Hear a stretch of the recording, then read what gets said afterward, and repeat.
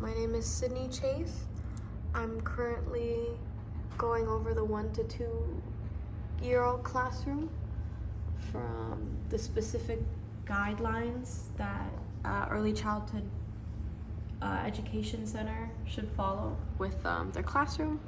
This is the classroom that I used to work at. I'm currently the after-school teacher now, but I know this classroom like the back of my hand. Here is my name. So first we're gonna go over there is a lot of open space. Ovens used to be at the far corners. Since this is the dramatic play area, there is fruits and play people, which you can use when the house is over here. And you can call the telephones, use the baskets. And this is all predominantly a very noisy area. So this is noisier. This is a lot more controlled because of the blocks and the animals. This is a lot more quieter of an area since this is block building and mathematics. And this over here is where more movement happens since there's cars, and this is where the animals, this is where the houses also are, which are put down on the floor to play with. And there's a more versatile area in the middle for the dolls that they can come and play with over here and walk around. So there's a lot of visual cues where you can see labels. For the phones, there are labels for houses, for the cars, so everybody knows where everything is. There are labels for specific areas, dramatic play. There was a thing here that said mathematics. And there's different environmental cues to differentiate that this is for the animals and mathematics. The oven over here, well, there was an oven, signifies what to use the vegetables and the pots and pans for. And the dolls are close to the phones to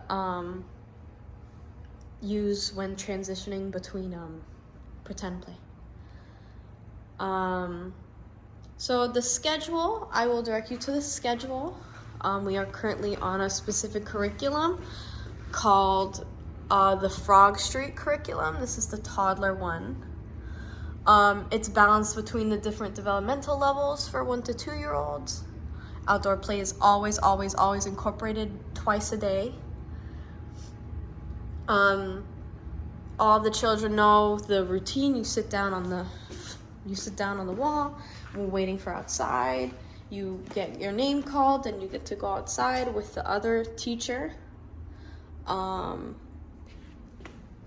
There is different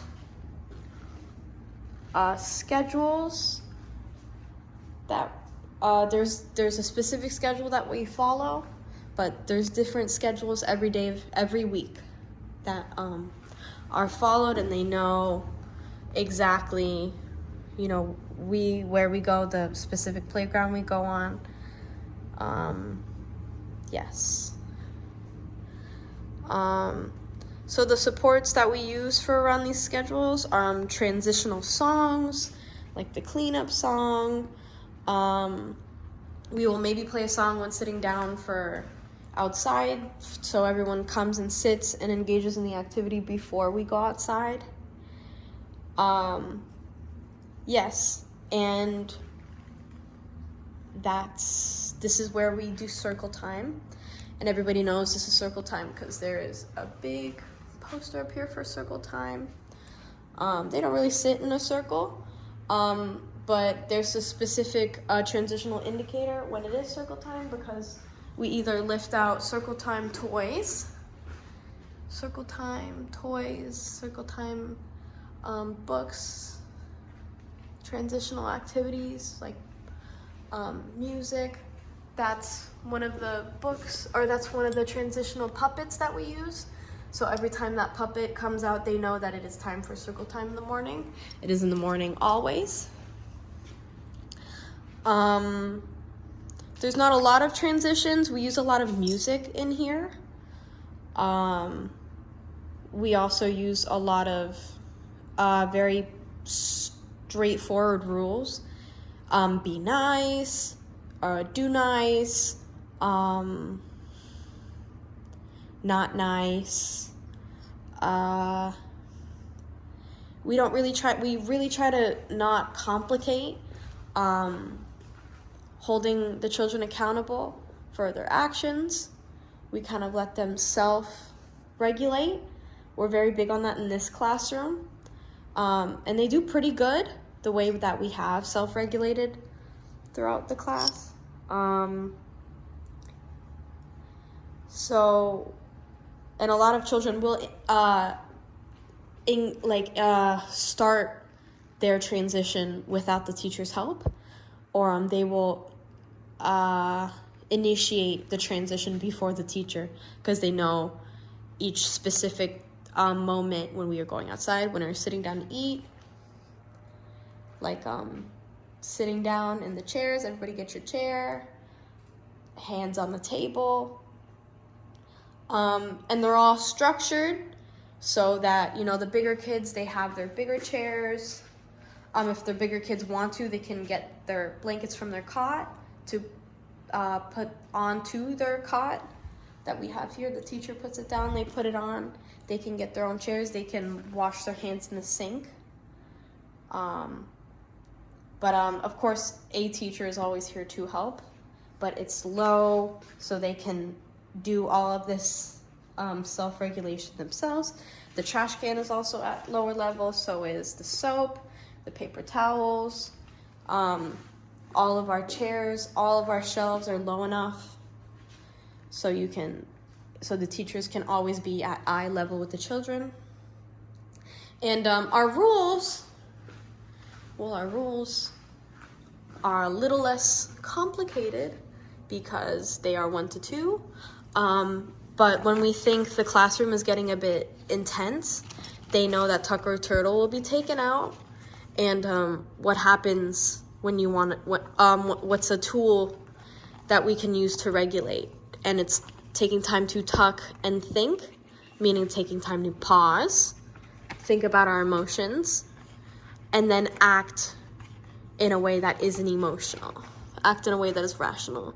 So we read this when we think the classroom's getting a bit too busy, when we are sitting down for snack. We have other rules too about washing our hands. That's our rule for washing our hands. This is just for the state, but that's how to change a diaper. Yeah, and we do also reference a lot of these books when we are talking about rules. So, like if a character were to show a hug, we would say, hug, remember? Yeah, and if we do like to, this is our busiest area because they bang on the instruments, they bang on the boppets, they bang on the poppets. They're very physical with this area. So we redirect them to this area specifically if they're being violent. And that's also next to the outside. So if they feel like they haven't gotten it out enough, they gravitate towards here. And they get a lot of their energy out here. Yeah, that should be it.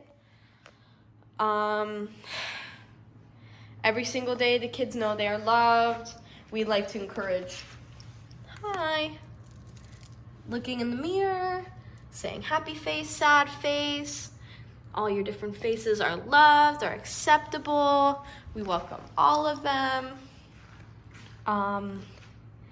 And yeah, we say be nice, do nice, not nice, probably about 50 times a day. And that's pretty much it.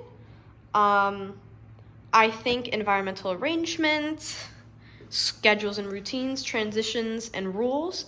I've been doing this for about over a year and a half, and I'd say I learned a lot, but the most important thing is transitions, because they do not understand you have to have a schedule. They don't understand that, so your job as a teacher is to always incorporate these rules, always, and be very consistent in very simple rules for the 1 to 2-year-olds, but always talk to them. The biggest thing in this class when I was working here is we always talked to the children like they understood. And at times they didn't, but once we started talking to them like adults, their regulation got a lot quicker and quicker, and their speech also developed very rapidly. So yeah, I think all of those 4 things are important. I missed this class. And yeah, well, bye walkers. Thank you so much.